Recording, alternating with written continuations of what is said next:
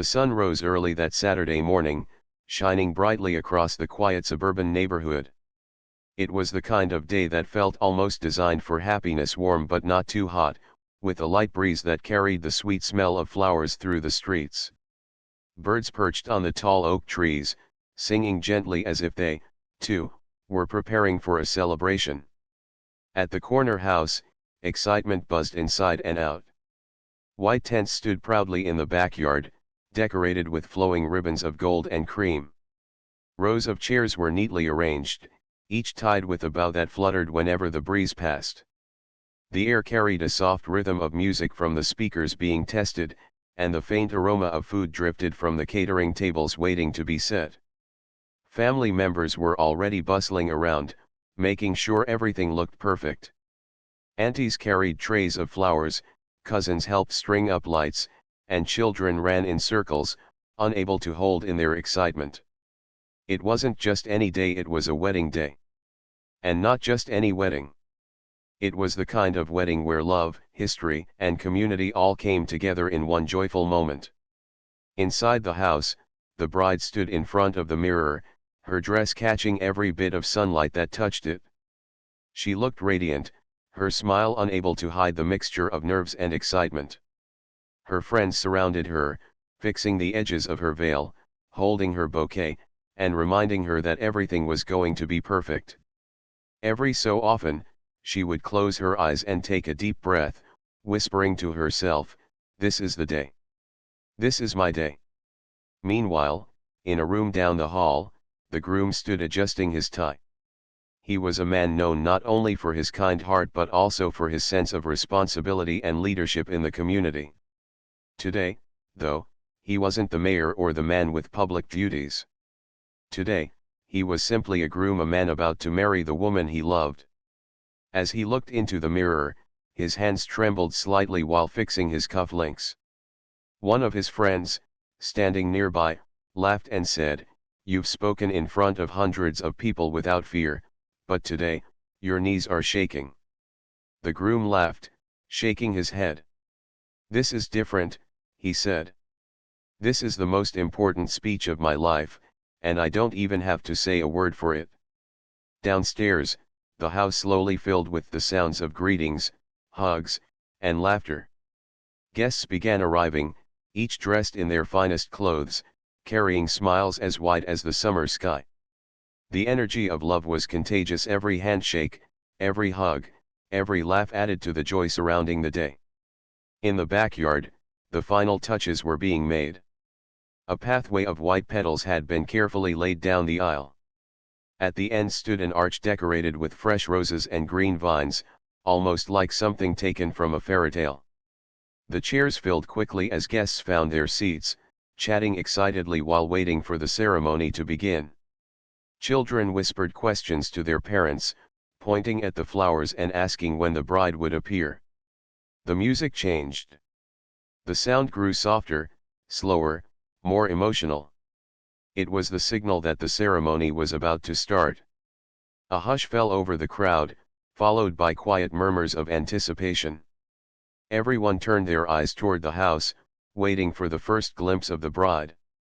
The groom stepped into place, standing tall but clearly nervous.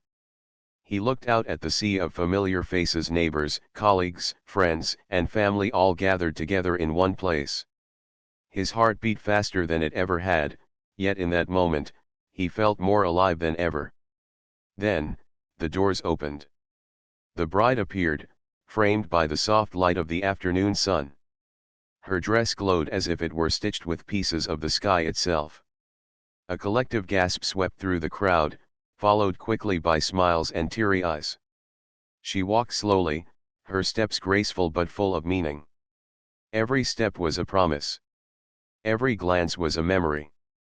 Her eyes never left the groom's, and his never left hers. Guests leaned forward, phones and cameras rising, but even technology couldn't capture the true magic of that moment. The way the breeze lifted her veil, the way her father walked proudly beside her, the way the groom's lips parted in awe, it was something that could only be felt, not photographed. As she reached the front, the groom took her hand, and for a moment, the noise of the world faded. There were no speeches yet, no vows, no officiant's voice filling the air. There was only silence, broken by the sound of two people looking at each other as if no one else existed. The ceremony began. The officiant's words floated like music, gentle and full of wisdom. He spoke of love as a journey, of patience and kindness, of two lives weaving into one story. The bride and groom listened with hearts wide open, each word sinking into them like sunlight on their skin. Vows were exchanged, simple but powerful. Promises were made not in complicated phrases, but in words anyone could understand: to love, to respect, to stand together through joy and sorrow. Rings were slid onto fingers, symbols of circles without end. Tears rolled down cheeks, smiles stretched across faces, and hands clasped together in quiet applause. When the officiant finally announced them as husband and wife, the guests erupted in cheers. The sound of clapping, laughter, and music filled the air like a celebration that couldn't be contained.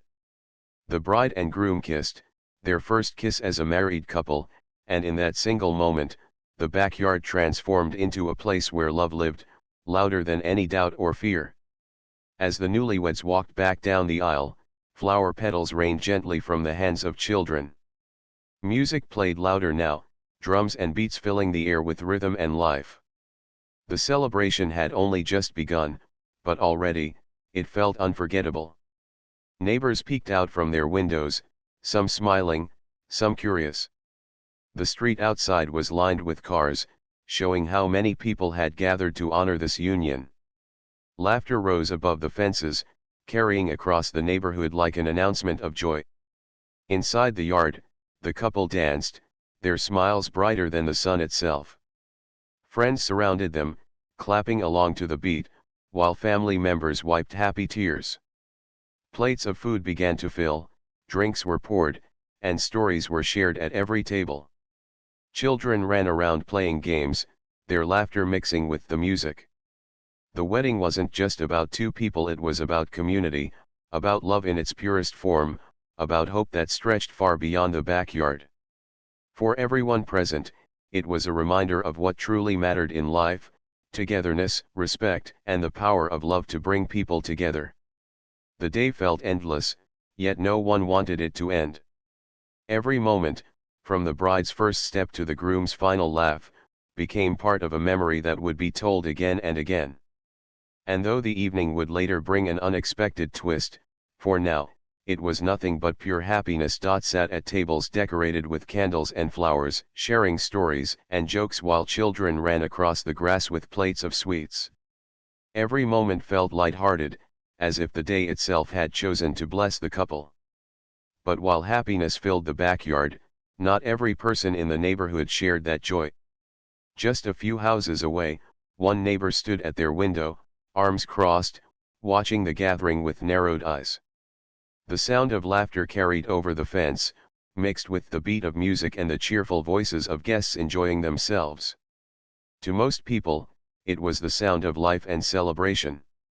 To this neighbor, it was a disturbance. The neighbor paced back and forth, sighing loudly as if the noise were unbearable. "It's too much," they muttered under their breath. "Why do they need all this? Why so many people, so much music?" They peeked again, noticing the full driveway, the parked cars along the street, and the steady flow of guests arriving. For a moment, they considered ignoring it, telling themselves it was just one day. But irritation and unease grew inside them. The sight of so many guests, the rhythm of the music, the excitement in the air, all of it stirred something they could not explain. Instead of seeing a joyful wedding, the neighbor saw only what made them uncomfortable. Finally, they reached for the phone. When the operator answered, the neighbor's voice carried a forced calmness. "Yes, hello. I'd like to report a disturbance," they said. "There's a party happening too loud, too many people. It's getting out of hand."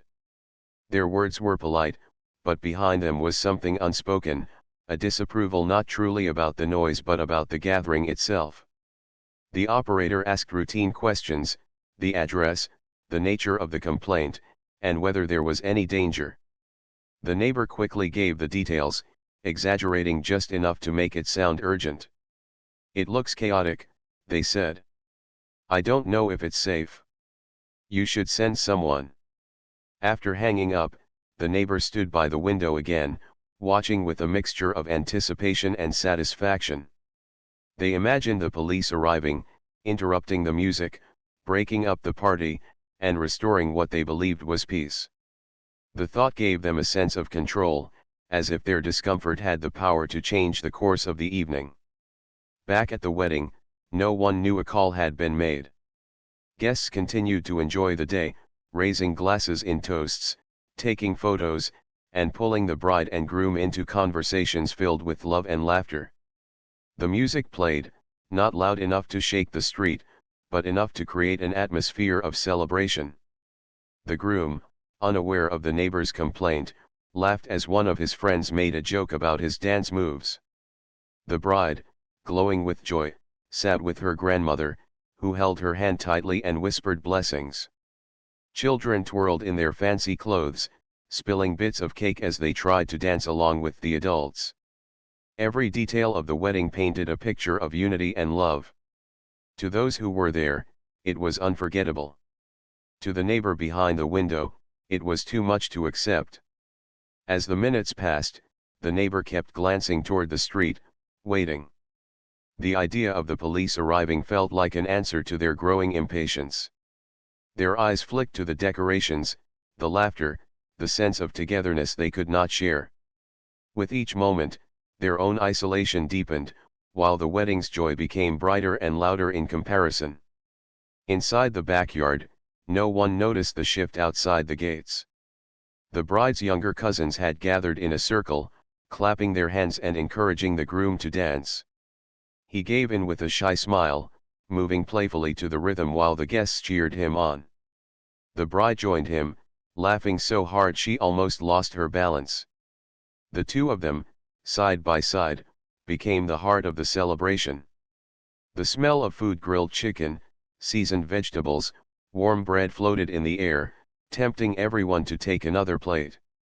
Friends shared stories of how they had met the couple, and older family members sat in chairs, nodding along, smiling at the way the young people carried themselves. It was a day where nothing seemed wrong. Yet beyond the fence, a different story was quietly unfolding. 2 police cars had been dispatched to the address. The officers inside had only the words from the neighbor: "Too many people, too loud, unsafe." They drove through the neighborhood calmly, expecting perhaps a rowdy party or an uncontrolled crowd. What they did not expect was a wedding. The neighbor noticed the flashing lights before anyone else did. Their heart raced with a strange mix of excitement and anxiety. They stepped outside, pretending to act casual, but their eyes were fixed on the approaching cars. Finally, they whispered. "Finally, something will be done." They stood near their front yard, waiting, ready to point and explain. Their arms were crossed tightly, though their chest felt strangely heavy. They wanted the gathering stopped, or at least quieted. They wanted the attention shifted from the joyful celebration back to their own sense of order. Meanwhile, the wedding guests continued unaware. The laughter, the music, the dancing, all of it went on, untouched by the knowledge of what was just minutes away. The bride and groom swayed together on the dance floor, their hands linked, their faces glowing with happiness. The officiant sat at a table sipping water, watching them with a warm smile. Children clapped in rhythm, chanting for one more dance, as their parents shook their heads, laughing. Plates were refilled, glasses were lifted, and every corner of the backyard seemed alive with energy.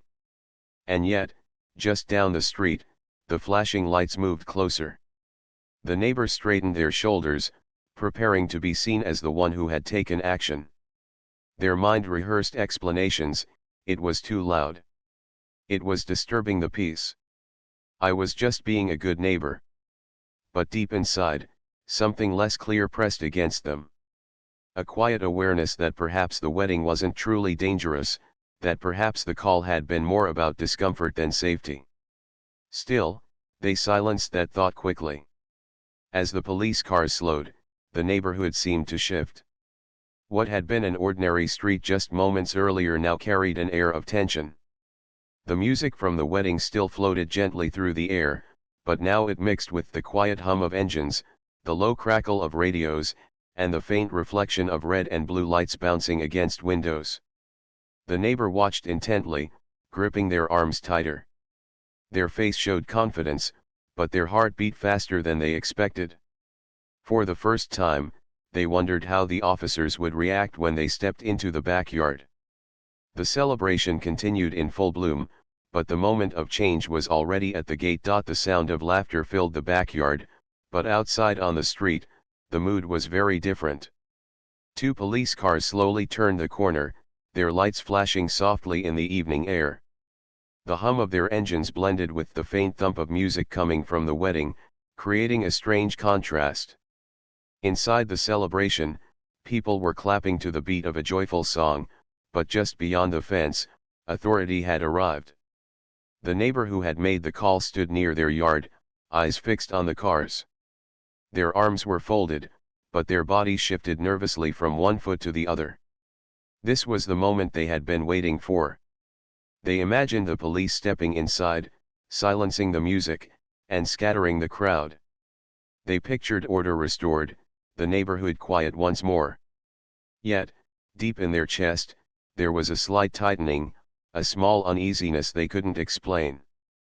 The officers parked along the curb, their car doors opening with a heavy click. Two uniformed men stepped out, scanning the scene carefully. From where they stood, the backyard looked lively but peaceful. They saw lights strung along fences, tables covered with food, children darting around in their best clothes, and music playing cheerfully. It wasn't what they expected when they heard the word disturbance. The neighbor quickly walked toward them, speaking before the officers had even taken more than a few steps. "I called," they said, their voice carrying a mixture of frustration and eagerness. "It's too loud, too many people, cars everywhere. It's gotten out of hand." One of the officers nodded politely but didn't rush. His eyes flicked toward the backyard again. What he saw was not chaos but celebration. Guests were laughing, parents were passing plates of food to their children, and the bride and groom stood at the center, smiling so brightly it almost seemed the whole event was glowing around them. "All right," the officer replied calmly. "We'll take a look." Together, the two officers walked toward the gate. The music inside was cheerful, but as soon as a few guests noticed the uniforms approaching, the energy shifted slightly. Conversations quieted, laughter dimmed, and the rhythm of the music seemed less certain. People exchanged quick glances, wondering why the police were there. The groom noticed too. From across the yard, he saw the officers entering.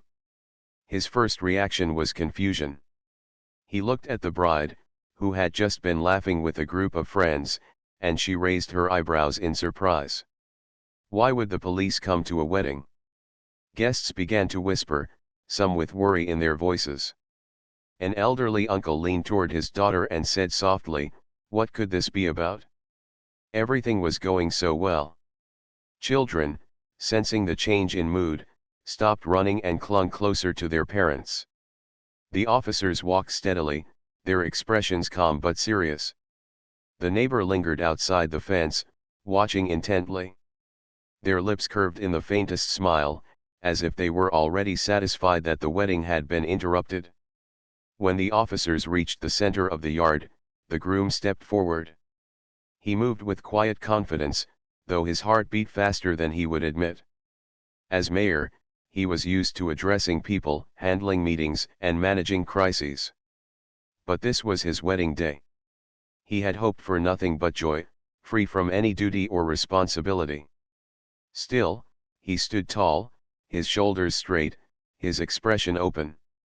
"Good evening, officers," he said kindly. "Is everything all right?" The guests held their breath, waiting. The bride's hand slipped into her grandmother's, holding it tightly. The neighbor leaned closer, trying to catch every word. One officer glanced at his partner before speaking. "We received a call," he explained evenly. "A complaint about noise, maybe too many people.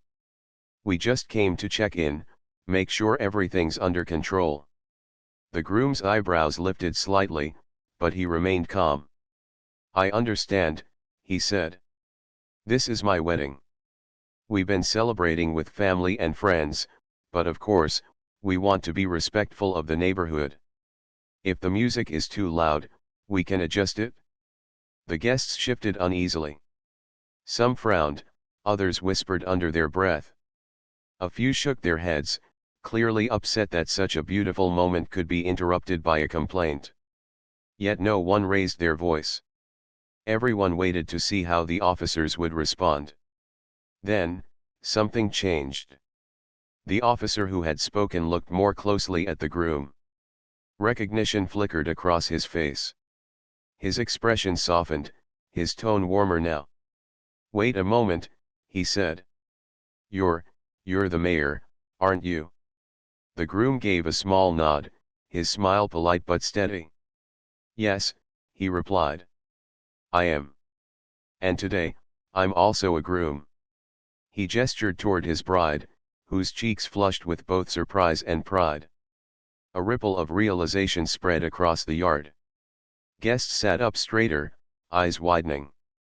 Murmurs turned into quiet laughter, not of mockery but of relief. The tension that had hung heavy only moments ago began to lift. The officers exchanged a quick glance, and their entire demeanor shifted. Their voices carried warmth now, their smiles genuine. "Well, congratulations, sir," the first officer said, his tone filled with respect. "We didn't realize this was your wedding. Everything looks wonderful here. We just wanted to make sure everything was safe." The second officer nodded in agreement. "Yes, it looks like a beautiful celebration. Truly, congratulations to you both." The crowd exhaled, the heavy silence breaking into soft applause and laughter. The bride's eyes glistened as she looked at her groom, her heart swelling with pride. The guests leaned toward one another, whispering words of relief and joy. Children began moving again, their little hands tugging at their parents to return to the fun. The groom thanked the officers warmly, offering them plates of food if they wished to join for a moment. The officers declined politely, but their smiles lingered. They had come expecting trouble, yet they had found nothing but happiness. At the edge of the yard, the neighbors' confidence wavered. They shifted uncomfortably, realizing the officers were not shutting down the celebration, not asking people to leave, not turning off the music. Instead, they were congratulating the very person the neighbor had hoped would be embarrassed. The sight made the neighbor's face tighten, their earlier satisfaction fading into silence. The officers gave a final nod and left the yard, their presence no longer heavy but light, almost celebratory. As they returned to their cars, guests waved, and a few even clapped, turning the moment into one of triumph rather than shame. The music began again, louder this time, but not because the volume had been turned up. It was louder because the joy had returned, stronger than before. The bride and groom shared a quiet look, both of them knowing this story would be remembered long after the wedding day ended. For the neighbor, though, the evening had taken a different turn. What they thought would be a moment of power had instead become a moment of silence. Their call had not stopped the celebration. It had only revealed it more clearly for everyone to see, for everyone to remember. And in the backyard, the celebration continued, brighter than before, as if love itself had proven stronger than doubt. Approached was not just any groom but the mayor of the town. The atmosphere in the backyard shifted completely. What had begun as tension quickly melted into warmth, relief, and even pride. Guests who had been holding their breath now smiled and laughed softly, whispering to one another about the unexpected twist. The groom stood calmly, though his heart still raced from the sudden interruption. His life had often been filled with duties, speeches, and challenges as a public leader, but this day was supposed to belong to love and family. Yet here he was, faced with a situation that could have cast a shadow over the wedding. Instead, it had turned into something remarkable, a moment that revealed more than anyone could have predicted. The officers, now smiling, shook the groom's hand. "Sir, we're honored to be here, even if it was by accident," one of them said warmly. "You have our congratulations." The guests clapped lightly, almost as if it had become part of the ceremony. The bride, standing just a few steps away, felt her heart swell with emotion. She had always admired her husband-to-be for his character, his patience, and the way he treated people with respect. Now, seeing how he handled this sudden interruption with grace, she loved him even more. Her grandmother leaned closer and whispered in her ear, "He will always know how to stand strong, no matter what comes." "You chose well, my dear." The bride smiled through the tears that had gathered in her eyes. The neighbor outside the fence, however, froze where they stood. Their arms dropped slowly to their sides as the realization sank in. They had expected the police to scold the wedding party, maybe even break it up. Instead, they were congratulating the groom. Worse still, that groom was the mayor, the very leader of the community they both lived in. The neighbor's face flushed with embarrassment, and for the first time, they wished they had stayed silent. Inside the yard, the revelation turned into a story guests knew they would repeat for years. "Imagine that," one uncle whispered with a chuckle. "The mayor himself, standing here as the groom.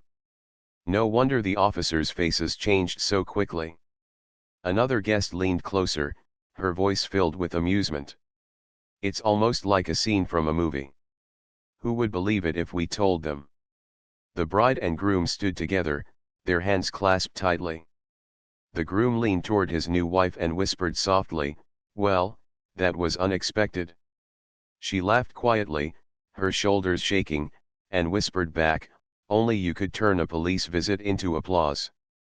The music started again, this time softer at first, then gradually rising as the mood lifted. The officers, satisfied that everything was peaceful, nodded once more before leaving the yard. Their presence had been transformed from authority into celebration. Guests waved as they walked away, and a few even clapped their hands in gratitude. The bride's cousins rushed to her side, their eyes wide with excitement. "Did you hear what they said? The police knew him. They called him sir," one of them exclaimed. Another cousin laughed and added, "Now this wedding is going to be in everyone's stories forever." The groom smiled but kept his tone modest. "Today isn't about being mayor," he said softly. "It's about family and love. That's all that matters." His words reminded everyone why they were there, and the celebration quickly returned to its rhythm. Still, the revelation left a mark on the evening. People looked at the groom with fresh admiration. He wasn't just a leader they saw on television or at meetings, he was a man who carried himself with dignity even when surprised, even when interrupted on his most personal day. The respect in the air deepened, and the guests seemed to hold their heads higher, proud to be part of this moment. Meanwhile, the neighbor quietly stepped back into their yard, avoiding eye contact with anyone. The sound of cheers and music carried through the air, but for them, it was no longer just noise. It was a reminder of how quickly their actions had turned against them. What had been meant to disrupt had instead made the wedding stronger. They closed their door softly, retreating into silence, while the celebration continued brighter than ever. As the evening went on, the bride and groom shared their first dance as husband and wife. The soft glow of lights reflected in their eyes as they moved gracefully across the floor, their smiles saying more than words ever could. Guests circled around them, clapping in rhythm, their voices rising in joy. Someone raised a glass and called out, "To the mayor and his bride." The cheer that followed was so loud it seemed to shake the air itself. The groom blushed but accepted it with a humble smile, kissing his bride's hand gently as the crowd roared with approval. Children, now relaxed after the earlier tension, returned to their games, chasing each other with ribbons and petals. The food tables filled again as people returned for second servings, their conversations lively and full of laughter. Every corner of the backyard was alive with happiness, the earlier interruption now transformed into a story that brought people even closer together. The bride leaned her head against her husband's shoulder as they danced. "Can you believe it?" she whispered.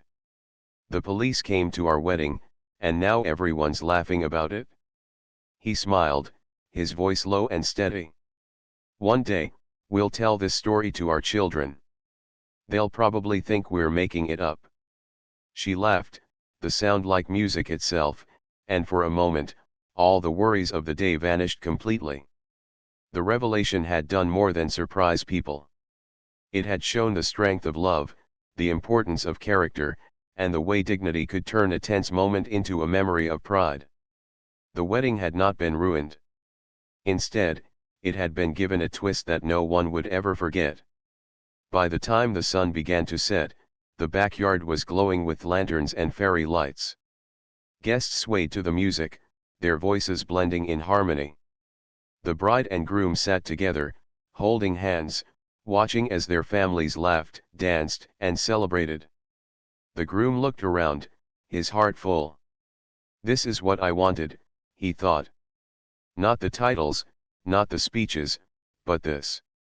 A day filled with love, with people who matter most."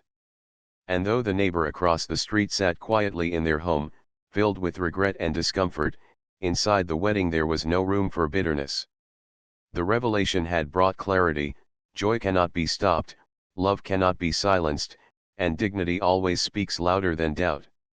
The celebration went on, brighter than before, carried by the strength of a moment that had turned from interruption into triumph. The music carried through the night, floating over the neighborhood like a ribbon of joy.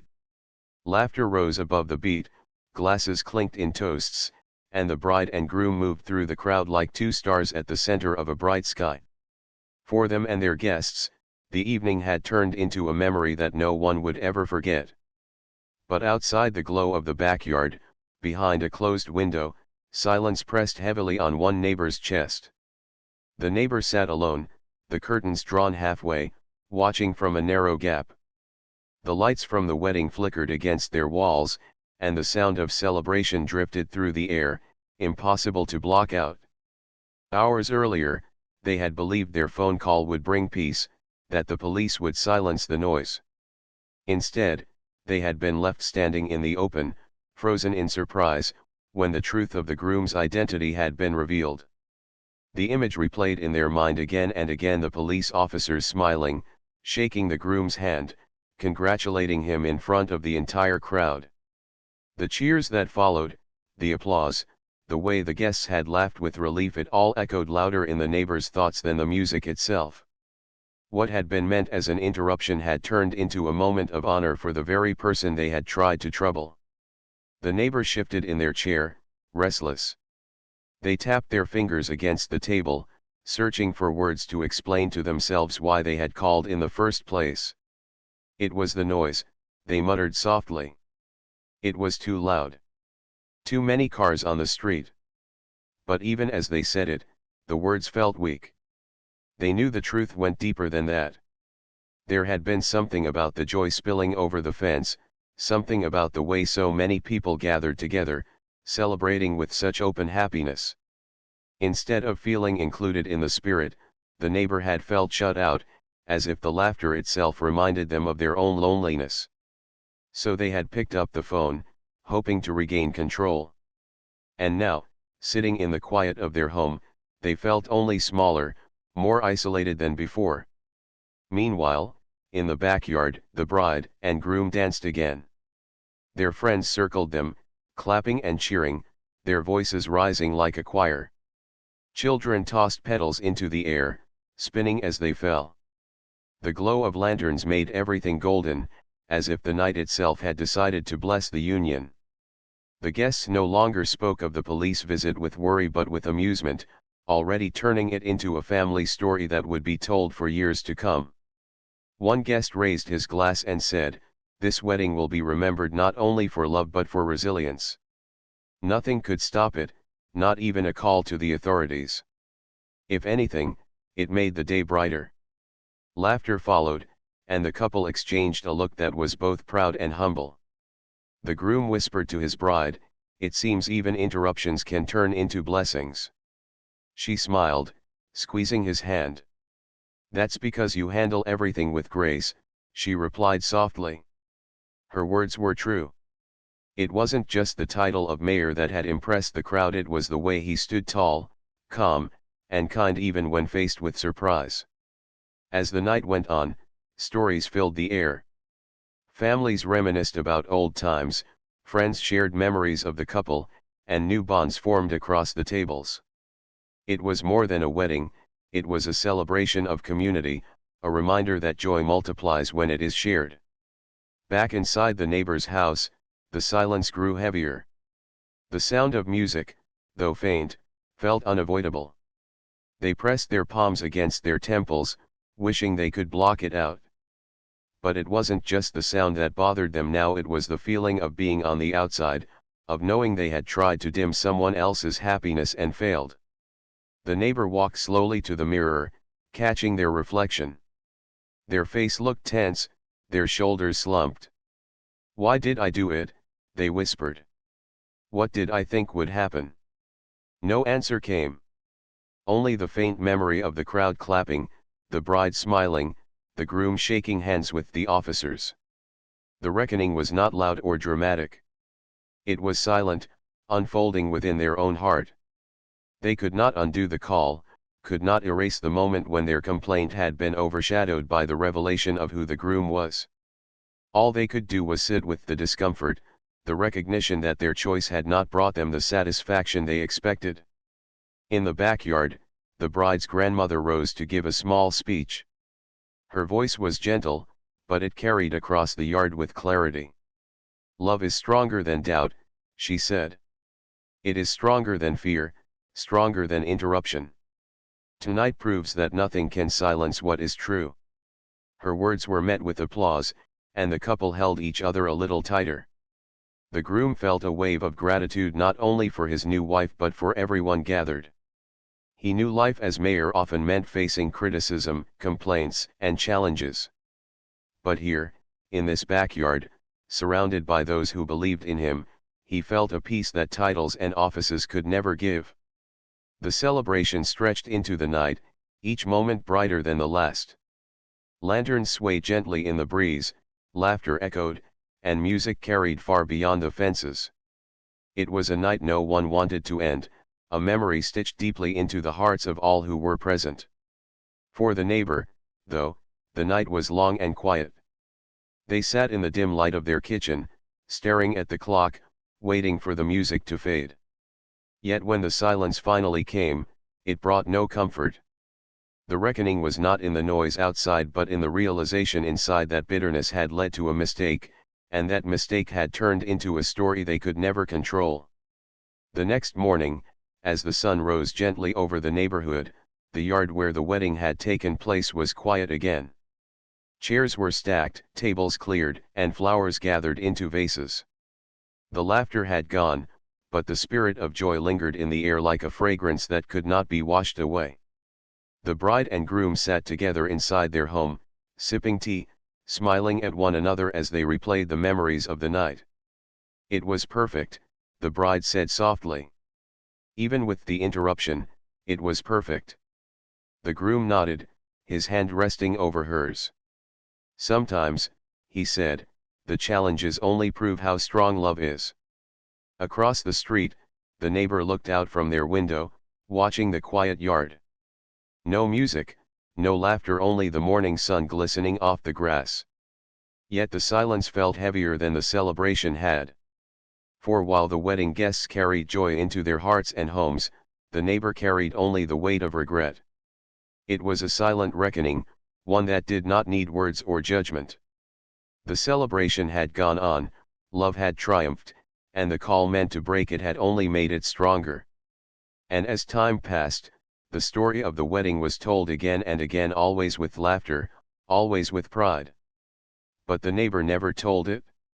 For them, it remained a quiet reminder that joy cannot be stopped, and that sometimes, the loudest lessons are learned in silence.